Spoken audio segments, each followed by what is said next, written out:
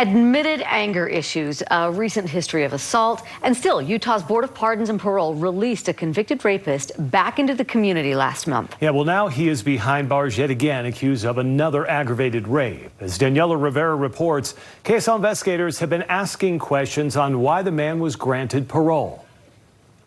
In 1998, at the start of his 5-to-life sentence, Christopher Browning was ordered to undergo sex offender treatment in prison. It took him 23 years to complete that treatment, and in the 3 years before his release, he committed 3 in-prison assaults, at least one of them against an officer. An assault in 2019, assault in 2021, assault in May of this year. Browning told the Utah Board of Pardons and Parole in September. I do still have an anger problem that I need to address. He promised to keep working on himself and assured the board he had support to keep him in line if released. I have a good friend. She's helping me out, supporting me. The board approved his parole and he was released in December. When you leave these doors, just know you paid your debt. Okay? Okay. What happened. It was heinous, it was wrong, and I know you feel a lot of just different feelings about that. You've been sentenced on that and everything, but you've now paid your debt.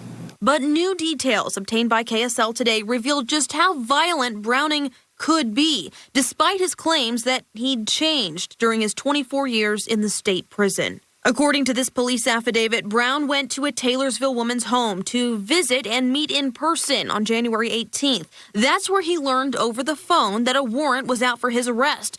The woman told police Browning's demeanor changed. He told her, "You're going to see what kind of monster I am." She said Browning lunged and attacked her, held her at knife point, and told her, "If I'm going back to prison, I'm going to make it worth my while." The woman told police Browning raped her, threatened her life, her son's life, and tried to kill her cat. Department of Corrections filed the warrant for his arrest after they say Browning walked away from a halfway house in Ogden that morning, less than 45 days after his parole, a decision now in question. So far, Utah's Board of Pardons and Parole has been silent on Browning's case, and the Department of Corrections is refusing to reveal the results of Browning's most recent risk assessment, which the board would have reviewed when making the decision to release him back into the community.